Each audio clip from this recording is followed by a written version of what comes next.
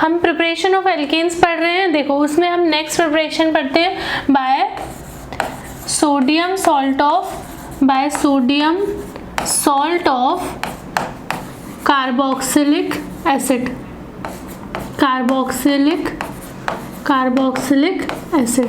तो देखो sodium salt of carboxylic acid से हम दो तरीके से बना सकते हैं। एक तो हम विद सोडा लाइम बनाए, हम sodium salt of carboxylic acid की रिएक्शन सोडा लाइम के साथ कराए। सोडा लाइम क्या होता है? सोडा लाइम होता है mixture of NaOH plus CaO। Soda lime NaOH plus calcium oxides जो होते हैं उनको, इस पूरे मिक्सचर को हम क्या बोलते हैं? इसको मिक्सचर को हम बोलते हैं सोडा लाइम। तो sodium salt of carboxylic acid की रिएक्शन अगर हम सोडा लाइम से कराते हैं तो हमें एल्केन मिलता है। इसमें क्या होता है? CO2 रिमूव होती है, इसलिए इस प्रोसेस को हम क्या बोलते हैं? डीकार्बोक्सिलेशन ऑफ कार्बोक्सिलिक एसिड भी बोलते हैं। Decarboxylation of carboxylic acid, decarboxylation of carboxylic acid भी हम इसको बोलते हैं। उसके बाद देखो इसमें और क्या क्या होता है। इसमें सबसे पहले तो जितना नंबर ऑफ कार्बन हम लेते हैं कार्बोक्सिलिक एसिड में, उससे लेस देन 1 कार्बन की हमको एल्कीन मिलती है। तो अगर कार्बोक्सिलिक एसिड में हमने जैसे CH3COOH लिया या सॉरी NS लिया, इसका सॉल्ट लिया, तो यहाँ 2 कार्बन है, तो हमको जो एल्कीन मिलेगी वो कितने की मिलेगी? 1 कार्बन की मिलेगी। ठीक है, तो alkane having 1 less carbon than carboxylic acid. ठीक है, इसके बाद देखो इसकी रिएक्शन हम लिखते हैं। तो सोडियम सॉल्ट लिया मैंने, चलो ये कार्बोक्सिलिक एसिड का सोडियम सॉल्ट ले लिया। यहाँ पे अगर H होता तो वो कार्बोक्सिलिक एसिड होता, लेकिन मैंने यहाँ पे Na ले लिया, इसका मतलब क्या है? मैंने उसका सॉल्ट ले लिया है। ठीक है, तो ये sodium salt of carboxylic acid लिया, इसके साथ हम रिएक्शन किसकी कराएंगे? NaOH की रिएक्शन कराएंगे, और यहाँ रिएक्शन मिक्सचर में कुछ अमाउंट में कैल्शियम ऑक्साइड भी प्रेजेंट होता है। तो देखो यहाँ से क्या होता है? सबसे पहले यहाँ से CO2 निकलती है। ठीक है, यहाँ पे ये CO2 निकली, प्लस यहाँ से क्या होता है? ये CH3 और ये हाइड्रोजन मिलके हमारे पास CH4 बना लेते हैं। देखो ये वाला हाइड्रोजन OH का और ये दोनों मिलके क्या बना लेते हैं? CH4 बना लेते हैं। अब यहाँ से एक ऑक्सीजन बच गई, तो ये CH2 किस में कन्वर्ट हो जाती है? CO3 में। यहाँ से देखो एक सोडियम ये है, एक सोडियम ये है, तो कितने हो गए? 2 सोडियम हो गए प्लस CO3। तो ये दोनों मिलके क्या बना लेते हैं? ये दोनों मिलके बना लेते हैं Na2CO3। तो आपको यहाँ पे sodium carbonate as a byproduct मिल जाता है अगर आप सोडा लाइम को लेते हैं कार्बोक्सिलिक एसिड के साथ। और यहाँ पे जो मेन प्रोडक्ट था हमारा एल्केन, वो बन जाता है, मीथेन बन गया। यहाँ पे देखो मैं दोबारा से ये रिएक्शन समझा देती हूँ। उसमें क्या है? हमने sodium salt of carboxylic acid लिया, हमने ये सोडियम एसिटेट लिया, उसके बाद हमने सोडा लाइम लिया। सोडा लाइम क्या होता है? NaOH और कैल्शियम ऑक्साइड का मिक्सर होता है।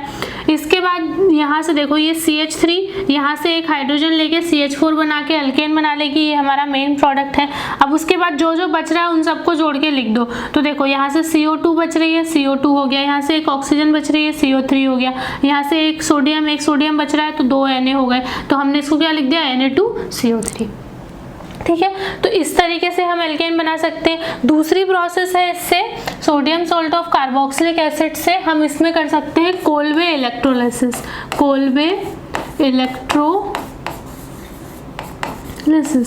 तो कोलवे इलेक्ट्रोलिसिस में क्या होता है? सबसे पहले देखो कोलवे इलेक्ट्रोलिसिस में इवन नंबर ऑफ कार्बन के एल्केन बनते हैं, even number of carbon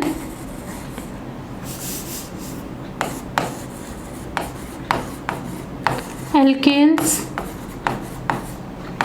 are form. Even number के एल्केन बनते हैं, पहली चीज। दूसरी चीज क्या होता है कोलवे इलेक्ट्रोलिसिस में? कोलवे इलेक्ट्रोलिसिस में हमको देखो रिएक्शन से देखते हैं हम, ये रिएक्शन एनोड और कैथोड पे होती है। तो CH3COONA, ठीक है, इसका हम क्या लेते हैं, एक्वस सॉल्यूशन लेते हैं। इसका हमने एक्वस सॉल्यूशन लिया तो हमें क्या बनाना है, एल्केन बनाना है। तो देखो यहाँ से क्या होता है, ये वाला जो CH3 होता है ये दो लेंगे हम यहाँ पे, तो यहाँ पे ये CH3 और CH3 बन जाता है, प्लस यहाँ से कार्बन डाइऑक्साइड निकल जाती है, प्लस यहाँ से 2H2 लेंगे तो यहाँ से हमारे पास H2 गैस निकल जाती है और प्लस 2NaOH हो जाता है, ठीक है, और 2CO2। देखो इस रिएक्शन को देखो ध्यान से, CH3 दो थे, दो CH3 यहाँ मिल गए, उसके बाद CO2 तो 2 मॉलिक्यूल ऑफ CO2 यहाँ से निकल गए। अब यहाँ पे 2H2O है, मतलब कि 2H4 है, मतलब 2H प्लस है हमारे पास और 2 OH माइनस है, यही है हमारे पास 2H2O का मतलब। तो यहाँ से हमारे पास 2 सोडियम भी है, तो 2 सोडियम प्लस 2 NaOH मिलके क्या बना लेंगे, यहाँ पे हमारे पास 2 NaOH बना लेंगे। क्या बना लेंगे, 2 NaOH बना लेंगे। 2 NaOH बन गया, यहाँ से 2 CO2 निकल गई और बचा कौन, 2 हाइड्रोजन गैस बचा, तो यहाँ से ये H2 गैस बाहर निकल जाएगी। 2 हाइड्रोजन अगर बचेंगे तो यहाँ से H2 गैस बाहर निकल जाएगी, ठीक है। H प्लस और OH माइनस है तो यहाँ से भी हमको 2 हाइड्रोजन और 2 OH है, ठीक है। अगर मैं इनका न्यूट्रल फॉर्म में लिखूँ तो समझाने के लिए, तो इस तरीके से ये NaOH बना के और 2 हाइड्रोजन उधर निकल जाएगा। समझ में आया इस रिएक्शन को, देखो कैसे, CH3 है, 2 CH3 फिर 2 CO2 फिर H2 और NaOH। अब हम इसकी मैकेनिज्म देखते हैं, देखो कैसे होता है इसमें। तो इसकी मैकेनिज्म अगर हम देखें, मैकेनिज्म में एट एनोड क्या होता है, एनोड पे क्या होता है, ऑक्सीडेशन होता है, एनोड पे ऑक्सीडेशन होता है। तो देखो सबसे पहले क्या होगा, CH3COO नेगेटिव से यहाँ से 2 ले रहे हैं हम ना, तो 2 इलेक्ट्रॉन यहाँ से बाहर निकल जाएंगे। आपको पता है लॉस ऑफ इलेक्ट्रॉन ऑक्सीडेशन होता है, गेन ऑफ इलेक्ट्रॉन रिडक्शन होता है। तो हम सबसे पहले क्या करा रहे हैं यहाँ पे, एनोड पे ऑक्सीडेशन। तो एनोड पे क्या होगा, ऑक्सीडेशन और 2 इलेक्ट्रॉन्स बाहर निकल जाएंगे। जब दोनों इलेक्ट्रॉन्स बाहर निकल गए तो यहाँ पे CH3 के 2 रेडिकल बन जाएंगे, 2 CH3 के रेडिकल बन जाएंगे, प्लस CO2 के 2 मॉलिक्यूल्स बाहर हो जाएंगे। ये देखो यहाँ से इतनी प्रोसेस हो गई। उसके बाद ये दोनों CH3 आपस में क्या करेंगे, ये दोनों दो CH3 रेडिकल आपस में CH3 और CH3 बना लेंगे। तो हमारे पास ये एल्केन बन गया, यहाँ से CO2 बन गई। अब देखो कैथोड पे क्या होगा, एट कैथोड होगा हमारे पास रिडक्शन। क्या होगा, रिडक्शन। कैथोड पे रिडक्शन होगा तो हमने H2O लिया, उसमें वही वो 2 इलेक्ट्रॉन्स जोड़ देंगे जो वहाँ से आए थे। वहाँ से जो इलेक्ट्रॉन्स आए थे हमने वहाँ से वो जो उन इलेक्ट्रॉन्स को जोड़ दिया और यहाँ से हमारे पास क्या बन जाएगा, H2 गैस निकल जाएगी प्लस 2OH बाहर हो जाएंगे, ठीक है।